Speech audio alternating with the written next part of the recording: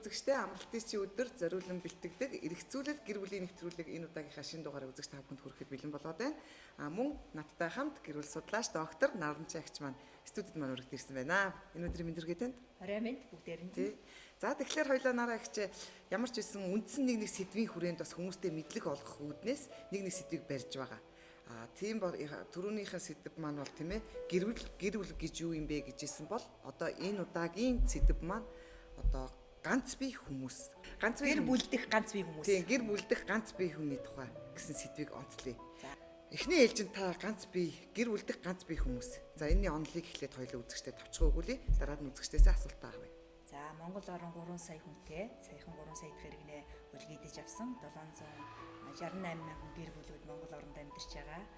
Тэгэхээр энэ гэр бүлийн асуудал гэхээр зөвхөн л гэр бүлээр амьдарч байгаа салсан амьдарсан энэ хүмүүсийг гэж манай ард түмэн нийгэм төрөлсөг ойлгоод ах шиг бай тийм ээ. Ганц бие хүн бол гэр бүлийн асуудалд одоо нэлээд том байр суурийг эзэлж байгаа. Ялангуяа сүүлийн 25 жил Монгол орны гэр бүлд үүссэн хамгийн их одоо нөлөө бүхий массыг эзэлж орж ирж байгаа бүлэг хэсэг хүмүүс бол ганц бие хүмүүс. Ягаад гэвэл Эрдэнэ боловсролтой машинтай байртай болсны дараа гэр бүлтэй бол эхлээд 2 сургуулаа төгссөний дараа байр суурь нийгэмдэр карьер хөөснийхаа дараа гэр бүлтэй бол тийм ээ маш олон эцэг эхчүүдийн төр засгийн нийгэмдэр гарч байгаа асуудлаас болоод хүмүүс ганц биеэрээ 30 35 40 45 хүртлээр явчихжээ. Энэ эргээд нийгмийн маш хүндрэлтэй асуудал гэр бүлд одоо маш их сөрөг нөлөө үзүүлж байгаа. Ягаад гэвэл гэр бүлтэй хүмүүс чинь запасанд 2-3 дахь хүүхнийг авна. Тийм ээ? Запас дугуй гэдэг шиг тийм ээ? Энэ их муухай сонсогдож байгаа. Гэхдээ л өдөр шөнөгүй өөрийн гэсэн нөхөр биш. Өөрийн гэсэн эхнэр биш. Энэ бол бүр нийтлэг байдаг үзэгдэл тийм үү? Ерөнхийдөө бол энэ баруунчсан, европчсан гэр бүлийн халуун дотоод зүрх сэтгэлийн боловсролын одоо мөхөл сөнөлтийн үйл ажиллагаан дээр үүсдэг хамгийн том харилцаа бол ганц бие хүмүүсийн харилцаа. Ингээд үр хөвгтгүй байх, ингээд хүн төрөлхтөн цаашаа өсөж хөгжихгүй байх энэ асуудал руу орно шүү дээ. Эрэгтэй хүүс бол 5 сая жилийн дараа, 15 сая жилийн дараа, их өөдрөгөөр бодоход 15 сая жилийн дараа эрэгтэй хүүс төрүүлээд устна гэж байгаа байхгүй юу? Одоо энэ ирчээрээ явах юм бол их гутрангаар бодох юм бол 1 сая жилийн дараа эрэгтэй хүүс өөрийгөө өөдөн татаж явахгүй бол устна гэж яриад байгаа. Тэгээ улаан наманд орно гэдэг нь баг үнэн болчиход байгаа байхгүй юу? Тэгэхээр ганц бие хүмүүсийг гэр бүлээ бодсон ч гэсэн үр хүүхдээ бодсон ч гэсэн 45 мянган хүүхэд өнөөдөр Монголд ганц биеэрээ амьдарсан гэр бүл өсөж байна. Эсвэл аавгүй эсвэл ээжгүй. Тийм ээ? Тэгээ ийм байх ёстой юу? Бүтэн өнчин хүүхдүүд аавч байхгүй, ээжч байхгүй салсан гэр бүлийн хүүхдүүд асрамжинд очдог, өвөө эмээ дээр очдог, ах эгч дээр очдог. 5600 гаруй хүүхд байна. Энэ хүүхдүүдийн ирээдүйн хувь заяа гэр бүл гэж ярихад нөлөө болох уу болохгүй юу? Энэ бол гэр бүл хэрэггүй шал дэмий орчин штэ гэр бүл гэдэг чинь гэж ийм хичээл сургалт авч ийн хүүхэд ахуй наснасаа тийм ээ. Тэгэхээр телевиз үзэж байгаа ганц бие хүмүүс ялангуяа 3 янзаар ганц биеэрээ явж байгаа байхаа гэж би бодож байна. Нэгдүгээрт огт гэрэлж үзээгүй гэрлэхээс айдаг тийм ээ. Тодорхой хэмжээний айдас байгаа учраас өөрийнх нь зиндаанд таарах хүн байхгүй гэж үзэж байгаа учраас өөрийнх нь боловсролын зиндаанд хүрэх хүн байхгүй. Өөрийнх нь цуглуулсан мөнгө байрны хэмжээнд илүү гарсан хүн байхгүй. Мэдээж штэ. Монголын нийт ихтэй сургуулиудын 70-80% зөвхөн эмэгтэй хүүс эзэлж байгаа тийм ээ. Тэгээ эрэгтэй хүүст хаана хизээдээ дээд сургууль төгсч, хаана хизээдээ байр байшаа авч, хаана хизээдээ мөнгө хөрвүүлэх одоо боломж 25 настай эрэгтэй хүүхдэд гарч ирэх юм. Ээж нь тэр бомтон биш бол ээж нь өв залгамжлуулж хөрөнгө тасалж өгөөгүй бол тийм ээ. Энийг манай нийгэм дээр байгаа эцэг эхчүүд маш их бодох хэрэгтэй. Мөнгөтэйг нь сонгож байгаад гэр бүл салсан маш их асуудал байна. Гэр бүл ганц бие хүмүүсийн гол сонголт нь бол мөнгөтэй байртай хоригдлалтай хүнтэй сууна гэж бодож байгаа л балардаг байхгүй юу. Тэгээ тэр бол хүний юм бол хүнийх л байдаг юм байна. Өөрөө л бүтээгээгүй бол чинийх бол хизээч болохгүй юм байна гэдгийг л бүр ясмахандаа тулталд ойлгох хэрэгтэй. Эсвэл нэг хүүхэд гаргаж золионд хаяад хэсэг байрны одоо талыг эзэмшигч байдаг юм уу? 18 нас хүртэл хүүхдэд дижээж тэтгүүлэхэд нэг тэтгэмж авах хэмжээнд сэтгэж штэ. Тэр энэ аз жаргалын асуудал биш байхгүй юу? Тийм биз дээ. Хүүхэд ааваа юм уу ээжээ харахгүй амьдарч байгаа нь хамгийн хүнд асуудал болчиход байхад тэр хүүхдээр золиос тавиад мөнгө олох хэрэгслүүр болгоод салчаад тэтгэр хөөцөлтөд явж идэг. Энэ бас хүний ёс суртахууны байгалийн хуулийн одоо шийддэг асуудал биш. Ер нь гэр бүлийн хайрын энэ миний ярьж байгаа бүхий л асуудлууд хүний зохиодог улсын хурлаар баталдаг хуулиас ангид зүйлийг би ярина. Энэ асуудал бол ерөөсө зохиож болдгүй хууль бол хайр гэр бүлийн харилцаан дотор явж идэгий. Тийм ч учраас би одоо дараагийн удаа авчир Монголд байдаг гэр бүлийн хууль гэсэн чинь хитгэн хуудас ямар заалт байна. Өөр 2000 заалттай иргэний эрүүгийн хуулиас илүү өндөр түвшинд боловсруулагдаж гарч ирсэн хууль байх ёстой. Тэгжээж Монголын гэр бүл хөгжин, хувь хүн төлөвшин, Монгол улс хөгжин өөрөө эдийн засгийн асуудлаа шийднэ. Гэр бүлийг хизээч бодож исэн түүх байхгүй. Социалист нийгмийн үед бол Оросын холбооны улсыг гэр бүлийн хуулийг орчуулж тавьсан хүн доктор болоод ингээд Оросын хууль л яваад байгаа. Тэр Оросоор ярьдаг гэр бүлийн ёс заншил, католик шашинтай хүний амьдрал Монголд ямар ч хамаатай юм мэдхгүй. Зах зээл эхлэнгүүтэл барууны орноос гэр бүлийн заалтуудыг хүчирхийлэл гэдэг зүйл нэлээд орж ирж байгаа. Монголд бол одоо хайрлсан хүүхнээ хүчирхийлчихье гэж боддог нэг ширхэгч эмэгтэй, нэг ширхэгч эрэгтэй үг нь байхгүй. Энэ бол хүчирхийлэл гэж 96 оноос хойш маш хүчтэй Монголын нийгэм рүү төрж орж ирсэн гадаадын суурьшмал тийм үг хэллэг бодит байдлаар хүчирхийллийг бийжүүлчлээ. Одоо энэ бийжсэн хүчирхийллийг яаж устгах вүлээ гэж ингэж ярьж эхэлж байгаа. Хайр яар. Тийм. Итгэл үнэмшил, хайр яар, хинт итгэх юм. Хинт найдах юм. Тэрийг их яар. Тэгээ аз жаргалтай амьдарж байгаа гэр бүлүүдийг ярих юм бол ганц бие хүмүүс маш хурдтайгаар гэр бүл болно. За гэрэлж үзээгүй хүмүүс байна гэсэн нэгдүгээр. Хоёрдугаар гэрлээд зан харьцаа тохироогүй салцсан хүмүүс нэг хэсэг байна. Эсвэл гэрэлсэн чинь хань ижлэн цаг бусаар мөнх усыг үзүүлчлээ. Одоо би яана 29 настай хань минь хорвоогоос халиа явчлаа. Би ингээд насан турштай ганцаар амьдрах уу? Үгүй ээ. Та өөртөө боломж олго. Та хайрын бүтээл. Та үргэлж хэн нэгнийг хайрлах хэрэгтэй. Хамтарч оршин тогтнох хэрэгтэй. Хамтарч хоолоо хувааж идэх хэрэгтэй. Хамтарч орон дээр хэвтэх хэрэгтэй. Тэгвэл нойрны юм байдгийн шүү дээ. Нөгөө ганц би хүмүүс чинь нойр гүдэлд ороод ганц би хүмүүс бүгдээрээ чагнаж аавах. Баяр битий болоосоо, нар битий гараасаа, баяр гэртээ битий хараасаа, тийм ээ, ажил битий дуусаасаа ийм урайтай шүү дээ. Ажил дуусна, ганцаардал руу очино. Тэгээ баяр болно, бүгд гэр бүлээрээ нийлнэ, би ганцаардна. Хүн болгон над руу гэмт хэрэгтэн шиг хүнтэй сүснө. Яагаад ийм асуултууд асууж орж ирнэ. Сүүлдээ ах トゥ угээс зүхтаж эхэлнэ. Сүүлдээ өрөөндөө ороод хөшгөө хаана, нар харах дургүй болно. Уг нь бол алтан нар амин цэнийг өгч байгаа бидэнд. Алтан нар өдөр бүр хүмүүст хайр инкрилийг өгдөг, харамгүй, тасралтгүй өгдөг. Хичээл зааж байгаа. Хэдэн сая жилээр алтан нар бидэнд хичээл зааж байгаа. Тэгэхээр хажууд байж байгаа хайрладаг хүнтэй харамгүй хайраа, инкриллээ, халамжаа бүр хязгааргүй өг. Та хосрохгүй, та манжуулахгүй. Та заавал өгснийхээ хайрыг олж авна. Хизээ бүүмэд хизээ нэгэн цаг үед та чадлагүй болсон үедээ, та өвчин туссан үедээ, та ганцаардсан үедээ, та ажлаасаа халагдсан үедээ та энэ өгчийсэн хайрын хариуг заавал авна. Хайрын чин сэтгэлийн харилцаа хийсэн хүн бүр туслаар тэр бумаар мөнгө орж ирдэг. Энийг би бол бүр бүх залуучуудад хэлмээр. Тийм учраас ганц бие хүмүүсийн нэг санаа зовдөг нэг ураа байдгийг. Санаа зовж байна, ичиж байна, нэрлэхэж байна, нэр төрөө бодож байна. Нэр төрөө бодож, нэрлэхэж, ичиж байна, санаа зовж байна. Энэ бол маш их урхагтай. Тэр хүний ганцаарангийн хүлдэг тийм өвчний одоо шалтгаанууд байхгүй. Хатан зөрөх хэрэгтэй. Эр зөрөх хэрэгтэй. Хүний төлөө амьдраагүй, өөрийнхөө төлөө амьдарч байна гэдгийг зарлан тунхаглах нь ганцхан танаас шалтгаална. Эзэн хичээвэл заяа төвшнө. Эзэн дур сонирхолтой бие харуулах, шүдэ харуулах, нүднийхээ хөргөн харцыг харуулах, эргэлдэж гүөх. Дуртай бол түүнийг эр хүн харна штэ. Тэр ажил дээр харах уу, офис дотроо ингээд гарч ирэхгүй сууж байгаа эмэгтэйг хэн хаалгын тогшиж орж ирээд энд ганц бие хүүхэн байдгүй гэж асууж орж ирэх юм. Энд ганц бие залуу байдаг гэсэн гэж хин. Тэгэхээр ажил хийдэг хүмүүс бүгдээрээ ганц бие гэдгээ нуuna. Яагаад гэвэл нуухгүй бол албан тушаал өндөртэй хүмүүс ганц бие гэдгийг мэдсэн шинэ орж ирсэн залуу охтууд, залуу эрэгтэйчүүдийг бэлгийн хүчирхийлэл дарамтанд авдаг шүү дээ. Энэ дандаа ашиглуулдаг байхгүй ганц бие хүмүүс чинь. Тэгэхээр өөрт нь маш ашиггүй цаг хугацаа өнгөрөөд нүр хүүхдээ тэжээгээд цалингаараа хөрөнгө оруулалт хийгээд явж явах хайрын сайхан залуу насны цаг хугацаа ганцаараа явж өнгөрүүлнэ гэдэг бол ганц бие хүмүүсийн хувьд маш хүнд нис засал хийлгэх шаардлагатай өвчин. Энэ өвчнөөс салахын тулд энэ ганц бие хүнтэй яавал одоо сэтгэл зүйн хувьд бэлэн байдалд орж хүнтэй суух хүсэл тэмүүлэл төрөх вэ гэдэг тийм сургалтанд суух хэрэгтэй гэж ингэж үзмээр байна. Тэгэхээр хоёлоо саяны бүсгүйхээ одоо хоёлоо үзэгчдээс асуулт тий саяны гэж ярихгүй уучлаарай. За. Одоо хоёлоо тэгэхээр саяны бүсгүй асуулт. ингээд буцаагаад өгөөрэй. Үгүй шүү дээ. Үгүй тийхгүй одоо би гоё. Үзэгчдээс Үзэгчдээс асуулт асуух.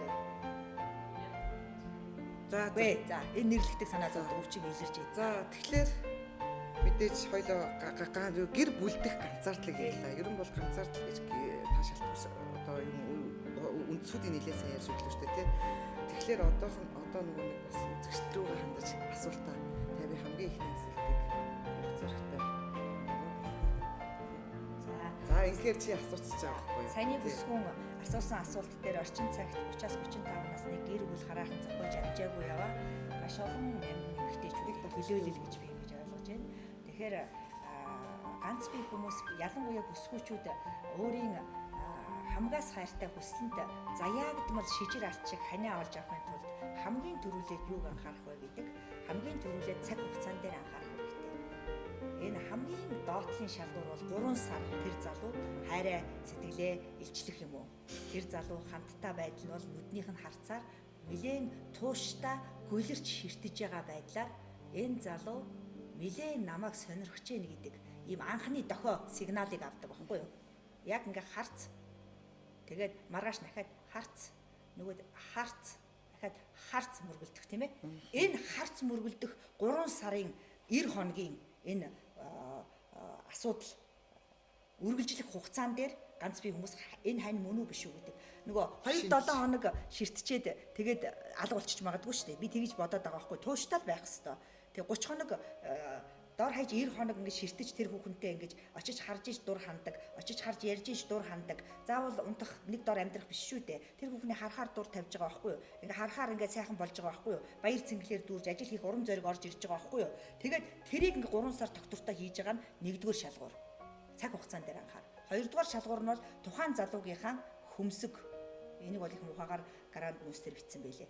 Тэр хөмсөг хүний ерөнхийдөө эд эрхтэн өөр ингэсэн үүрэгтэй байдаг гэж би хэлсэн. Тэр хүнээ ганц өсгөчүүд харахтаарэ би лав тэгсэн надад лав үнэн байсан.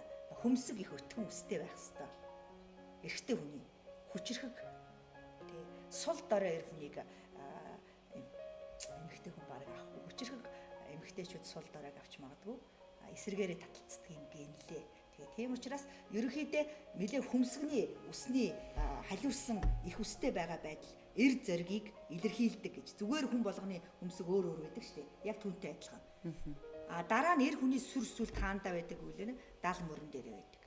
Энэ бол зүгээр нэг зохиож яриад байгаа зүйл биш. Энэ бол уг үндэстэйгээр одоо их дотоод мөн чанараас нь шашны маш олон Библийн, Буддагийн, Исламын, католик шашны маш олон сургаал номнууд дээрээс би уншиж чад гаргаж ирж байгаа. Энэ дотор хайрын гэр бүлийн боловсрол бүх шашны боловсрол дотор ингээд шигтгэхэд орцсон байдаг. Тэгээд тэндээс би ярьж байгаа шүү заяа.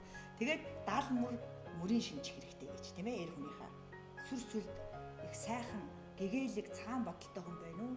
Их хорон санаатай муу бодолтой хүн байна уу гэдэг бол хүний мөр цээжтэй холбоотой. Дараагийн нэг асуудал болохоор эрэгтэй хүний хөлийн тавилт их өөж өвдгөөрөө болохгүй сайн тавих хэрэгтэй. Тэгээ энэ асуудал дээр хамгийн сайн хөл сайн тавьж явдаг хүмүүс цэрэгт яваад ирсэн хүмүүс байдаг учраас цэргийн офицерууд байдаг байхгүй. Тийм учраас хүүхнүүдийн зүрх сэтгэлийг булаагаад авдаг байхгүй юу? Ойлгож байна уу? Цэргийн хувцас өмссөн энэ миний баатар гэж хүүхнүүд ингэж бодож штэ. Тийм учраас цэргийн хүмүүсийг уг нь ингээд уг нь гой дэвхгэр гоё штэ. Цэргийн сургууль, хилийн цэрэг энэ цагдаагийн сургуулийг хараараа тийм чинь дав гэл тэр эр хүслийн дотор явж байгаа байхгүй. Тэгэл энэ нийгэмдэр гарч ирээл ахуй амьдрал дээр гарч ирээл мөнгөнд орогдоод ингээл навс ундаг байхгүй. Айгүй өрөвдөлтэй шүү дээ энэ чинь. Бас айгүй наануу цаануу тал дээр бодох хэрэгтэй асуудал. Дараагийн 4 дахь гол миний өгөх зөвлөгөө бол ийм зөвлөгөө байгаа. Харилцаа. Эр хүний дуу хоолой. Эр хүний одоо ярианы нэг үг мянган утгыг мянган гэрлийг цацруулж чаддаг. Зүрхэнд нь тэгж цацарч орж ирж штэ. Юу гэв ямар сайхан бүсгөөвэ гэж ингэж нэдрүүн хараад тэр залуу магадгүй хэлж магадгүй шүү дээ. Чи миний хань болчих л доо гэж ингэж. Гэхдээ хайрын үг гэдэг бол тэр залуу хашгирч хэлж гэнэ үү, ирээ цээргүй хэлж гэнэ үү, тэр залуугийн хайртай гэдгээ илэрхийлж байгаа үгийг яаж хэлж гэнэ гэдгийг ганц бие хүүхнүүд ажиглах хэрэгтэй. Чихэнд нь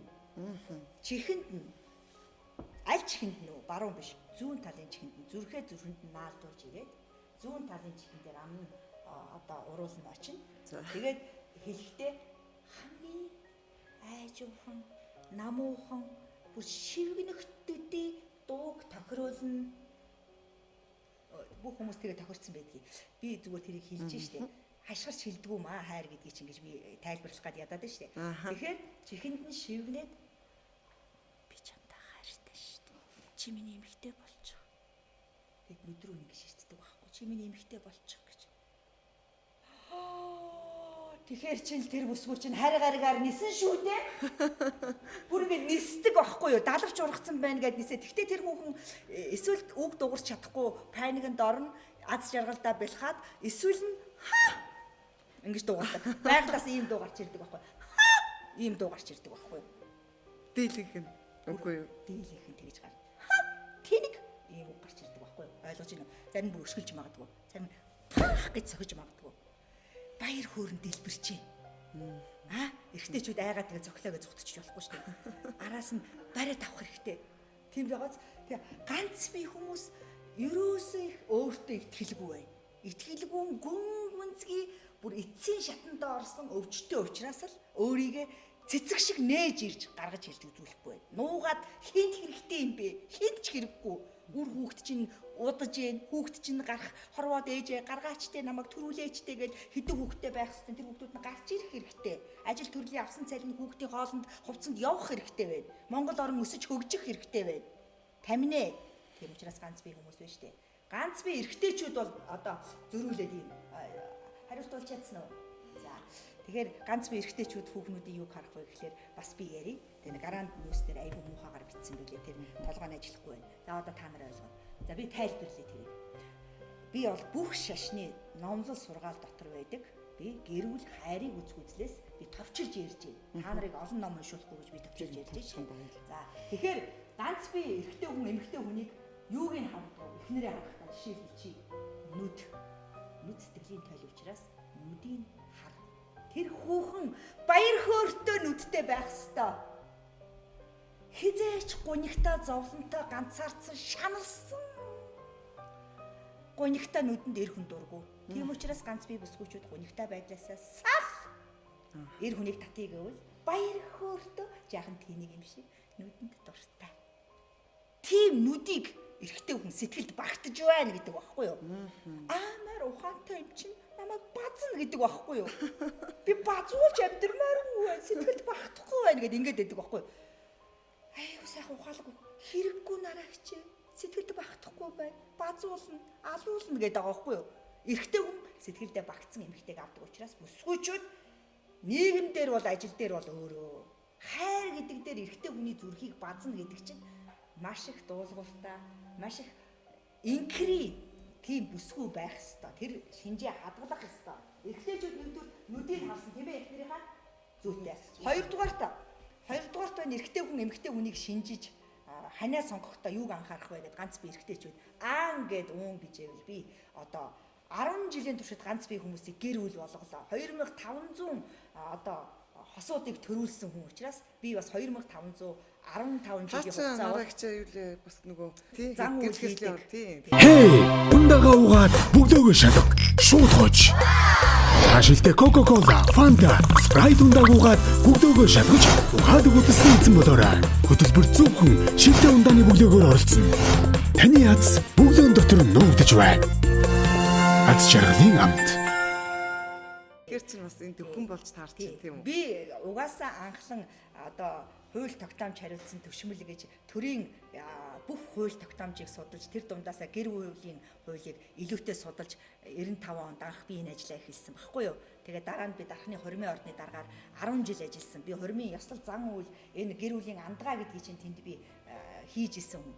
Дараа нь би гарч ирээд тэрийгэ явуулын маягаар гэр бүлийн андгаа хийлэгдэг байсан. Дараа нь би ганц бие хүмүүсийг 2006 оноос эхлээд авсан. Чөөрө авчихсан. Ганц бие ганц бие хүмүүсийг за тэгэхээр тий 2500 ганц бие залуучууд үнэхээр надад итгээд надаас зөвлөгөө авах юм бол надаас зөвлөгөө авсан ганц бие ажил эрхэлдэг залхуу биш бүсгүйчүүд ганц бие ажил эрхэлдэг залуучууд нас жил орд мэнх судлаар нь би бүх зүйлийг хараад одоо орон шинжлэх ухаан жилээр шинжих сомо багшийн дорны гэрэлтийн зурхаагаас хараад бүх асуудлуудыг харж агаад би шинжлэх ухааны үндсэлтэйгээр анханаас нь нүрийг харуулна. Тэгээ шарвтар хүн боровтрыг боровтар хүүхэн шарвтрыг энэ өнгөн арсны өнгө таталцдаг байхгүй эсрэгээрээ таталцдаг шүү дээ. Хүмүүс бодохоор чи мэдчих хүн биш үү тийм ээ. Ерөөсөө мэдэхгүй юм бэ тийм. Яагаад би энийг маш сайн мэдж байна уу гэвэл би 95 оноос хойш гэр бүлийн зөвлөгөө өгтөө ингээд хоорондоо маргалдчаад эвлэрч чадахгүй асуудад зөвлөгөө өгөхөө сууж байхад тэр хүмүүс зовлонгоо 1-5 цаг ярьдгийг. Би тэрийг ингээд эхлээд шагнаад уйлаад иддэг байснаа сүүлдээ болоод мэрэгшээд тэр хүмүүсийн ийм залуу ийм бүхнийг авдаг юм байна. Ийм мэдтэй хүн ийм мэдтэй хүнийг авдаг юм байна. Ийм уруулж татагддаг юм байна. Ийм бие татагддаг юм байна. Би энийг хардаг байхгүй юу? Тэгээд одоо би ганц бие хүмүүсийг 2006 оноос хойш маш хурдтайгаар надтай хурж ирээл хүсэл мөрөөдлөө хэлээл ярьчих юм бол би тэр яг тэр хүүхний хэлсэн залууг л нүрийг харуулж чадна. Гол нь харуулах нь байдаг байхгүй юу? Би 10% тусалж чадна ганц бие хүмүүс тийм ээ. Тэгэхээр би тэр үйлчлэгийг одоо 5 сарын 30-нд бүр цагаан нух пионерын тусламж авч очиж байгаад ганц бие хүмүүсийг ингэж байгалийн унган байгаль дээр нуцыг тасалж байгаад унган байгаль дээр нь нүд рүү харуулж зогсоож байгаад би тэр ажиллагаагаа 10 гаруй жил хийсэн ажиллагаагаа би хийж тэндээс хайр сэтгэл аз жаргал үүсгэх нь гэдгийг шалгах гээд байна шүү дээ. За тэгэхээр эрэгтэйчүүд нэгдүгээрт нүдийг харсан баяр хөөртэй уйдхар гониггүй. Хоёрдугаарт эрэгтэйчүүд бүсгүйчүүдийг эхнэрээ сонгохдоо ганц бие хүн юуг харах хэрэгтэй юм бэ? Хоёрдугаарт хөх. За хөхийг харах хэрэгтэй. За би энийг тайлбарлаж өгье. Яагаад хөх харах юм бэ? За эрэгтэй хүн судлаад үзэхээр тархины бүтэц байдаг юм. Өөрийнх нь одоо бие эд эсийн төвшөнд тийм ээ. Бэлгийн энерги маш хүчтэй дарамтанд байдаг. Ийм хүүс байхгүй юу? Эрэгтэй хүүс. Тэгээ тэнгэртэй зүүрэлдэг. Бэлгийн энерги хүчтэй дарамтанд байна шүү дээ. Тэгээд юм бол ийшээ тийш явдал судал гаргадаг чи эрэгтэйчүүд хийгээд байгаа үсттэй тийм ээ. Тэгээ энэ бас болохгүй хянах ёстой ч гэсэн эрэгтэйчүүд энерги их дарамтанд хөөрхий тийм ээ. Дарамтанд байна тэд нар. Шүлсэн гоожод ийш тийш хараад байна шүү дээ. Тэгэхээр энэ дээрээс нь энерги зохицуулагдаад байна. Тэрийг зохицуулдаг зүйл бол хөх. Гэрлүү нь өтөр түргэн хазаалт байхгүй яарч ирэхийн тулд тийм ээ тэр одоо шинжигч байгаа хүүхний хөхөнд нь дор хаяж 1 2 3 сар наалдаж үтсэн байх. Яагаад гэвэл хайр гэдэг харилцааг эр хүүс ээж нь анх өгсөн. тийш. Эхийн цагаан сүүг хөхөж өссөн баг. Хөхөж өссөн. Ээжийн мемийг харахаар ингээд чичирч дайрдаг байхгүй юу? Ойлгож байна уу? Тэгээ миний дөрөвлөө ингээд мем рүү гээд чичирч дайрдаг. Би зүгээр хувцас солих гэж байгаа шүү дээ. Би чичирч дайрдаг. Одоо 5 настай 9 настай хүүхдүүд сүүлийн 2 хүүхэд би сүүлд гаргасан 2 хүүхэд хоёулаа мем рүү чичирч дайрдаг. Хуваарлаад авцсан. Энэ удуулах, энэ гүн бэлгээ. Тэгээ ингээд дайрдаг байхгүй юу? Тэгээд мемэндээ удахгүй шүү дээ том хүүхдүүд чинь. Сайндаа 1 секунд ингээд наадаа үнэрлээ тэгэл болоо. Тэгэл сэтгэл ханж ийн гэсэн үг. Хайр гэдэг зүйл. Тэгэж эхээс үрлүү дамждаг, хөхөөр дамждаг байхгүй юу? Тэгэхээр энэ хөөхий бойжгоогоо өмжүүлсэн эрэгтэйчүүд чинь байна. Тэр эхнэрээ анх сонгохдоо байна. Хөхийг хардгийг. Энэ би муухайгаар яриаггүй байгаа үсттэй. Энэ чинь үндэслэлтэй шүү дээ тамины. Тэгэхээр хөх харахгүйгээр гэрэлсэн нэг ч эрэгтэй хүн байхгүй. Удаагүй л асуу. Одоо телевиз үзэж байгаа залуу та эхнэртэй хэл хүүхнийхээ хөхийг харахгүйгээр суудсан уу? Харсан л байхгүй юу? Харсан л байхгүй юу? Ойлгож байна уу? Тий, харсан байж худлаа ярих хэрэггүй л байхгүй юу? Тэр чинь гэр бүл судлаач хүн мэдрээд ярьж штэ. Хөх хардгийм аа, нүд хардгийм аа. Гуравт нь юуг нь хардгийм бэ? Өгзөг. Хүмүүс бол муухайгаар бодож байгаа заа юу. Энэ чинь муухайгаар бодоод би одоо зүгээр нь тайлбарлаж ерөөсөө эмэгтэй хүнд байдаг 3 гооц гэсэнгийн нэг л биш үү? Нүд, хөх, өгзөг ерөөсөө байх хэвээр асуудал. Тэгээ өгзөг харахгүйгээр гэрэлсэн хүн байна уу? Чи миний өгзгийг харсан юм уу гэж худлаа гэвэл нөхрөөсөө асуу. Тэр 80 настай байна уу? 70 настай байна уу? Харж л таарна штэ. Харахгүй яах юм? Харсан. Зөө гэж хэлэн заа юу. Тэгэхээр бити нуу би арх уух тамхи татгаал нуу бусад юмыг нуух хэрэггүй. Хайрыг бити нууж ярьцгаа. Улгаач шиг бити хайрын асуудлыг хоёроо яриад нээлттэй яар. Наад өсвөр насны хүүхдүүд чинь баларч замхарч гүйцлээ. Би ингэж ярьж байна. Тийм учраас энэ хайрлах сайхан, гэр бүл сайхан, ганц биеэр явах муухай, гэр бүлтэй болох гээд айгаад байгаа сонгож чадахгүй байгаа хүмүүс юуг төвлөрч харддаг юм бэ гэж би ярьж штэ.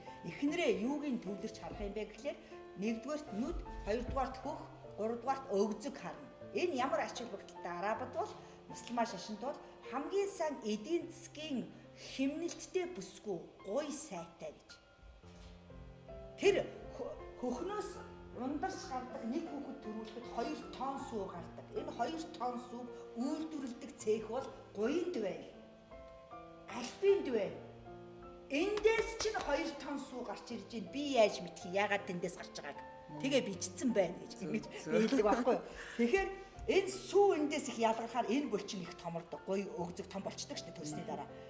Энэ золиос тавьж штэ үр хүүхдтэй амьдрал амин цэнийг дархлаа суулгахын тулд эмэгтэйчүүд чинь энэ хөхнийхээ сүүгээр Монголын ирээдүг авч явахын тулд үн төлбөргүй сайхан наан бэлэн сүү найруулахгүй байхын тулд тэр гоё өгзөг сайтай хүүхнүүд чинь гэр бүлд асар их сайн ээж байна гэсэн үг. Хүүхдийг төрүүлэхэд хийсвэр хийлгэж хэдэн сая судсан хагалахгүй штэ. Шууд бүлээл төрүүлнэ. Байгалаар нь төрүүлнэ. Тэр эхийн хөвлөд дотор хүүхэд багтахаа болоод 9 сар 10 сар тэгдээд өөрөө өрцрүү хөлөөрөө жигээд төрнө. Тэгэхээр бол гэр бүл болно хүн үүснэ гэдэг, хүн хансаж амьдрна гэдэг, ганц бие хүн гэр бүл болно гэдэг зүгээр урсгалаар ингээд хүн харж байгаад хийчдэг асуудал биш ээ. Тийм учраас бас ярьж байгаа ярианаас авах гээхийн ухаанаар тийм ээ. Миний ярьж байгаа ярианаас бүр тэр чигт нь ингээд бодохгүй би уншсан, судалсан, ярьсан, сонссон зүйлээ ярьж байгаа судлаач багш хүн шүү дээ. Тийм учраас энээс бол авах гээхийн ухаанаар их аажуу ганцхан өгүүлбэрийг ав. Би 32 мянган ном уншсан, 20 гаруй жил гэр бүл судалж байгаа учраас тэр өндөрлөг дээрээс хамаагүй ярьчихэж магадгүй.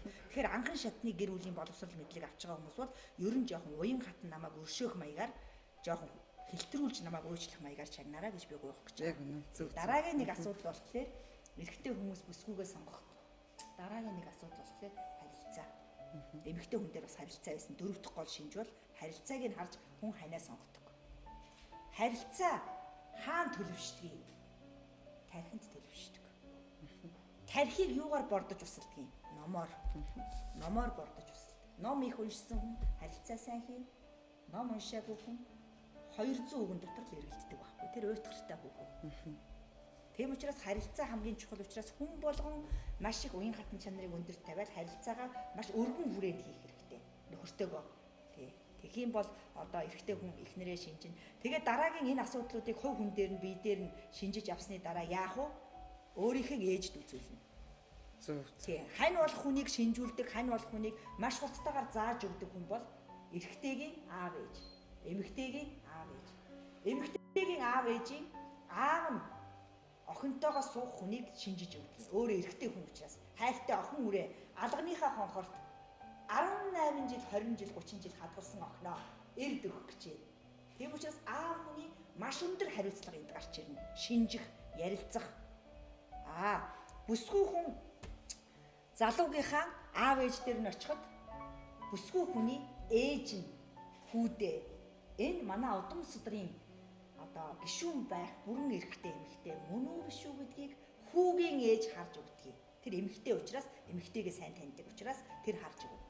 Тэгэл одоо аав ээж нь одоо сайхан дуу хоолоогоор яриад нүдэн муухай харахгүйгээр тэр залуу руу гоё хараад тэг сайхан гэж зөвшөөрөл өгч ингэж дэмжиж өгч байгаа юм шиг мэдрэмж гарч ирэх юм бол ханилж болно. Ийм л байдлаар залуучууд бүсгүүчүүд анхан шатны. Гэхдээ ханаа сонгох тийм зүн бэлэг зүн совин тэгээд их өөр олон талын асуудлуудын сонгох шидэд тийм зөвлөгөөний зам ер нь бол боловсруулсан байгаа.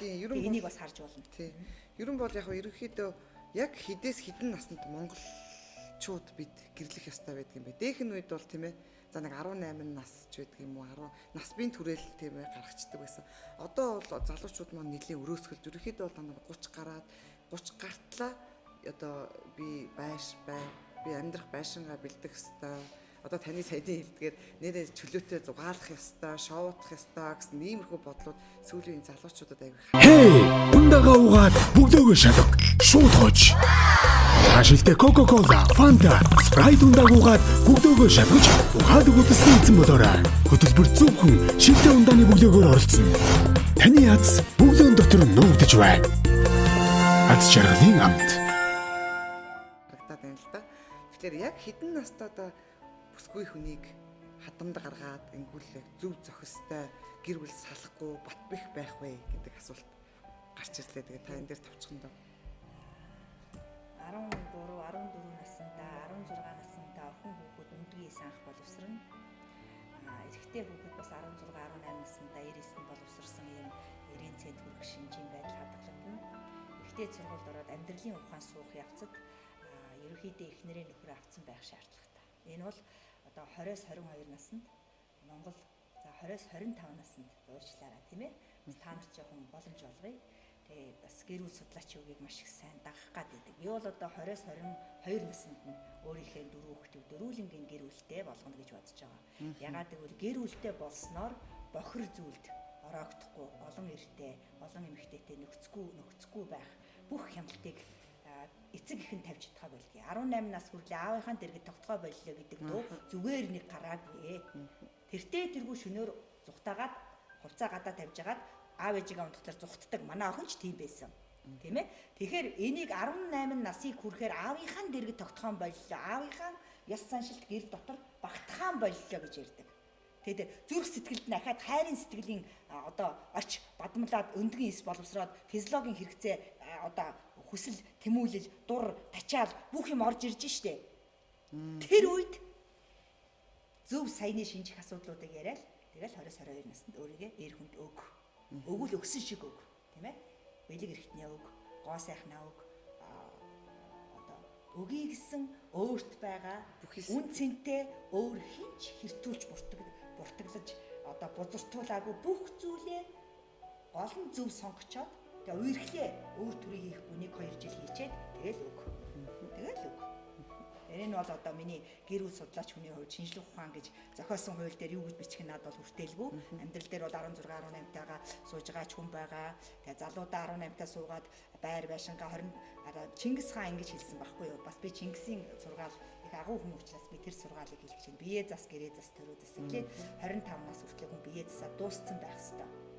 Бие засаа дууссан байх хэвээр. Ёс суртахуунлаг, шудраг үнний төлөө тэмцдэг бүх талын эрдэм боловсролыг аваад дууссан байх хэвээр. Энийг чи бие бэлтрийн хувьд, гоо сайхны хувьд, урлаг спортын хувьд бүх талаар цогц амьдрах ухааны хувьд аав ээжээс хараат бус хоол байр хувцсны асуудлыг шийдэж дуусгах асуудал бол 25 байхгүй юу?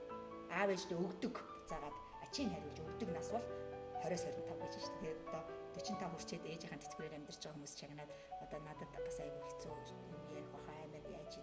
Тэгээд тэгэж болохгүй. Тэгэхээр угаасаа Чингис өвөө 13 дугаар зуунд тэгэл хэлсэн бай. Би зүгээр л дамжуулж байгаа юм шүү. Намайг ингээд хэлж байгаа. Тэгэхээр бие зас 25 нас хүртлээ. Дараа нь 25-аас 35 наснда гэрээ засаа дууссан бай да. Ингэж байгаа байхгүй юу? 35-аас дээш насны хүн ерөөсөө гэр гэж ярьдаг байхгүй юу? Одоо бол төр засгийн дээр гарсан хүмүүс гэр л яриад байгаа биз? Яаж байшингаа томруулах уу, яаж мөнгө хураах уу, яаж шулах уу гэдэг ингээд байгаа. Энд чинь аюу бүдрүүлэг. Бүрүүлбэрч хүс юм ааш. Амар муухай асуудал. Тийм учраас бие зас 25 нас хүртлээ. Бүх талаар цогц хөгжүүл. 35 нас хүртлээ гэрээ засаад нэг шавар байшин байдаг бол тэрийг нэг өрөө байр. Нэг өрөө байсан бол 3 өрөө байр, тийм ээ? 3 өрөөнд анхнаасаа байсан хүн бол 3 давхар хаавсаа авах дуртай болох сонирхлоороо штэ. Хамаагүй шатлан нэвэл тархин хөгжүүл авдгаар аавна штэ хамаагүй. Тэгээд авг гэрээ засаад дуус. 35 хүртлээ. 35-аас дээш наснд зөвхөн төрөө үндэснээ ард түмнээ авар. Ерөөсө ярьсан яриа болгон ард түмнээ аврахын төлөө. Би бол ерөөсө 35 битий 30 наснаасаа эхлээл яаж ард түмэн гэдэг энэ гэр бүл том гэр бүлийг төлөв төвшин болгохын тулд яаж үндсийн гэр бүлийг маш их уншиж судлаад олон хүнийг сонсоод яаж энийг хүмүүст ингэж өөхгүй цалин авахгүй ч гэсэн ингэж тараагаад яриад байх үлээ гэдэг дээр л амьсгалаа зориулсан хүн.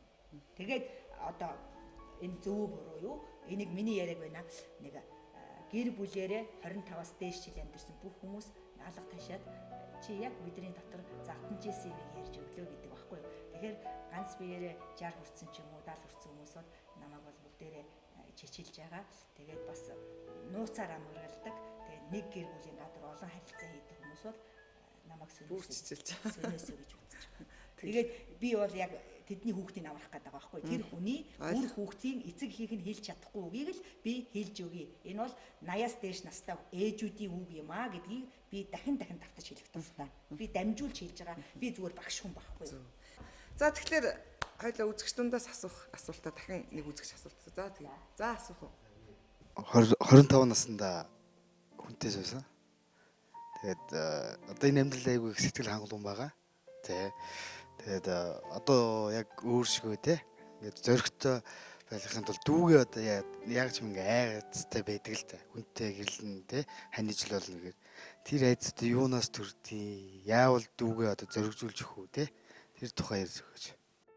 Тэгэхээр маш олон ганц бие залуучуудад маш их хор нөлөө үзүүлж байгаа хүнтэй суухад саад татхар болж байгаа нэг зүйл бол гэрэлцэн хүмүүс өөрийнхөө хувийн зөрчилтөө маргаантай амьдралыг ганц бие хүмүүст маш ихээр ярих.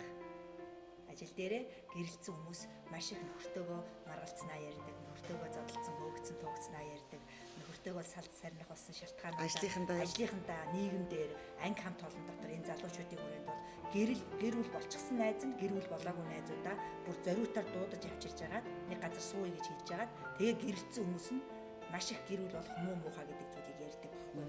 Энэ ярьдаг энэ баараар оройн цэнгүүний газруудаар цуглараад зүгээр зөв чөлөө цагийг өнгөрөөгд гой гэгээлэг юм ярихгүйгээр яг л өөдөө нөгөө гэрэлцэн хүн гэр бүл болоогүй хүнээ хордуулаад идэг байна. Энэ л зүйлээс болоод бүр эргэлзээ тэнэглзээд төрсэн байна. Тэгэхээр тэр сэтгэл зүйн 900 орчин цагт одоо Европын өндөр хөгжилтэй орнуудад гэр бүлийн сэтгэл зүй гэдэг бол хөгжөөд 200-300 жил болсон байна. Их өндөр түвшинд гэр бүл болгон өөрийн гэсэн сэтгэл зүйчтэй ажиллаж байгаа.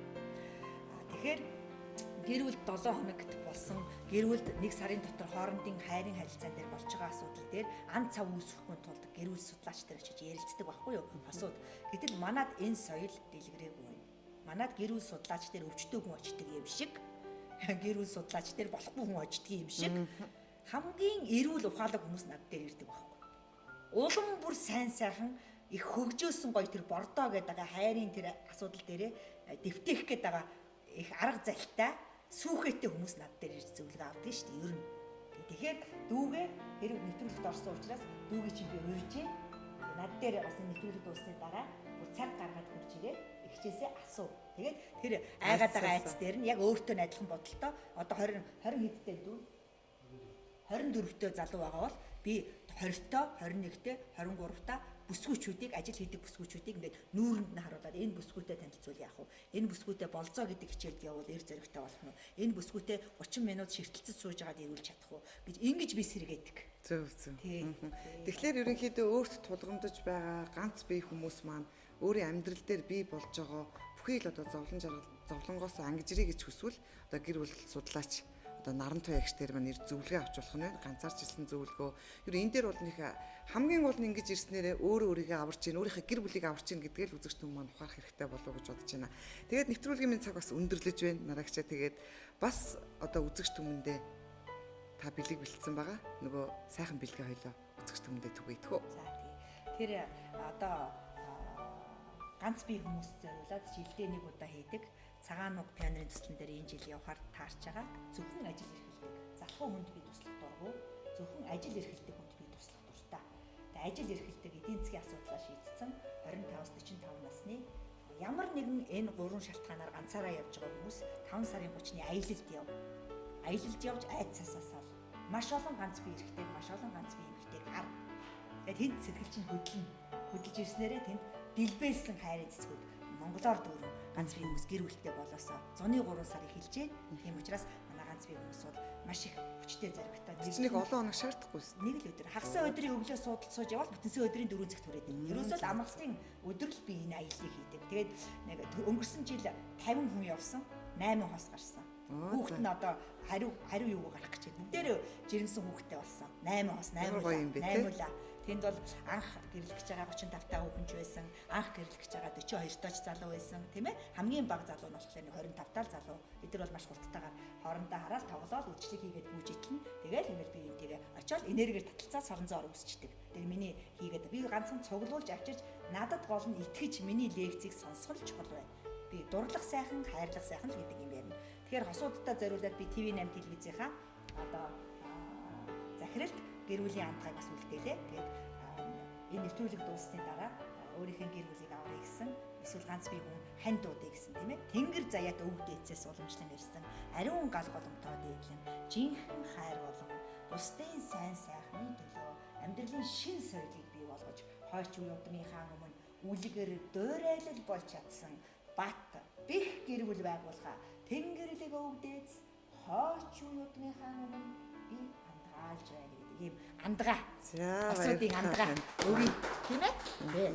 За тэгэхээр хосууд бол гоё бүгдээрээ телевиз үзэж байгаа хосууд бүгдээрээ босоороо нүд рүүгээ хараад гар гараасаа барилцаад өн эртнээс уламжлан ирсэн үлзий тэгш өнөөдрийн өдрийг тоглоод өрхөсгөж сум сунгасан баяраа хийж байгаа хосуудтай аз жаргалыг бэлэгдээд гэр бүлийн андгаа өргөх ажиллагаа нэгснийг мэдэгдэв. За баярлалаа. гэр бүлийн андгаа өргөх ажиллагааг сая энэ андгааг бүгдээрээ гардаж аваад нөхөрлөгөө эхнэрлөгөө харж байгаа дараа нь хийнэ үз. Тэгээ хорол тооноо хазаалгалгүй түшиж явах хос цандам багнууд гэлээ өргөжин хөгжиж байгаа Монгол оронд андгаа өргөсөн хос та бүхнээр бүл нэрлээ. Аавын хүү ээжийн охин амьдралаа холбож аав ээжийн гал голомтоос гал таслан бадрааж үр удмаа өсгөж төрдөө түшиг нэмдэг жамта. Энэ учирлаар хувь тавилангаа нэгэн толбсон хосуудын тулгын галаас аах ёслыг бид энэхүү сайхан өргөнд хийх гэж байна. За ингээд хосууд гэртээ ла гал ямар нэгэн галын дүл бадамсан энэ одоо бид гэрт нүүдэлчин одоо өвөг дээдсээс гаргалтаа суурин иргэн шилд орцсон учраас галын дүл асаах, тулганд гал асаах гэдэг гэр бүлийг ариусгах гэдэг энэ зан үйлийг гэр дотроо хийж чадахгүй байна. Тэгэхээр би энэ гал асаагаад бэлэн бэлдсэн байгаа. Яг энэ жижигхэн галыг одоо 7 хоног болгоны хагасаа өдрийн орой бэлдэжээ. Тэгээд би галыг асаалгаад эвлэрлээ. Энэ 7 хоногт би чамтай хэлсэн муу муухай бүх үгийг хэлээгүй гэж бодоорой. Чи намайг өөрчилж, намайг өршөөж. Тэгэж ингэж хэлж гин гэж бодоод тийм ээ. Тэгхэн тий. Насан турш үрд хамтдаа байж хоёр биендээ үнэнч байсны бэлэг тэмдэг болсон. Хаан бугууч хатан сүх бөгжөө харилцан бие биедээ зүүж өг. Насан туршдаа жаргал зовлонгийн сүх хамтдаа уншуу гэдэг баталгаа болсон энэ бөгжөө тайлаад солилцох асуудал зүгээрээ. За энэ бол ариун нандин үрд хамтдаа байна гэсэн баталгаа болдог энэ бөгж. Цэцгээр хүртэл, навчаар хүртэл тийм ээ үрд хамт байна гэсэн баталгаа гаргаж өгдөг гэдэг манай осод мэд хэрэгтэй. За баярлалаа тань. Бидний сайхан нэвтрүүлгийг тийм ээ одоо Монголын мянган гэр бүлд хүргэж байгаа Happiness Center хамт олондоо бол маш их баярлалаа. Тэгээ маш их тухтай сайхан газар байдаг юм байна. Яагаад чи 5 дахь нэвтрүүлгийг эндээс эхэлж эндээс хурж जैन эндхийн хүмүүс их сайхан хүлээж авлаа. Тэгээ эн чинь өөрөө залуучуудын чөлөө цагаа өнгөрүүлдэг аз жаргалын ийм төв юм байна штэ. Би Happiness Center гэх тий. Тэгээ эдний хамт олондоо дахин талархснаа илэрхийлье. Тэгээд нараа бичээ. Монголын мянган гэр бүл бат бих байж галын дүл нь өөдөө байхын сайхан өрөөлийг би ч гэсэн босох байсаа өрхөн дэвшүүлье. Ингээд тий айл болгон хагас өдөр болгон хөрмийн ордныг орон гэртээ загслоогоосоо Coca-Cola MCS-ийн Coca-Cola энэ фирмийн энэ Happiness Center дээр үн төлбөргүй бүтэн жилийн туршид нэвтрүүлгээ хий гэж хэлсэн. Даваасрантүүдээ асар их гилаж талархж байгаагаа илэрхийлье. Маш их буян илдэж шүү манай даваасрантудээ баярлалаа. За үзэгчдээ бидний бэлтгэсэн эргэцүүлэл энэ удаагийнхаа дугаарыг энэ хүрээд өндөрлөж байна. Ирэх Бямб гарагийн амралтын өдөрт иргэн та бүхэнтэйгээ шинэ нэвтрүүлгээр иргэн уулзъя. Баярлалаа үзэгчдээ. Баяртай.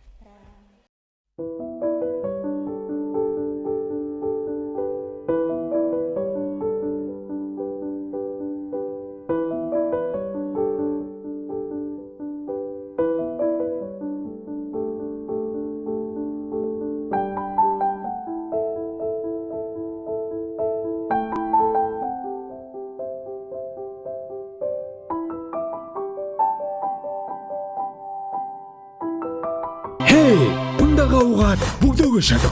Шууд хож. Ашигтай Coca-Cola, Fanta, Sprite ундааг уугаад бүгдөө шалгаж ухаад өгүүлсэн эзэн болоорой. Хөтөлбөр зөвхөн шилдэг ундааны бүлээгөөр оролцсон. Таны аз бүгдөө дотор нуугдж байна. Аз жаргалын амт.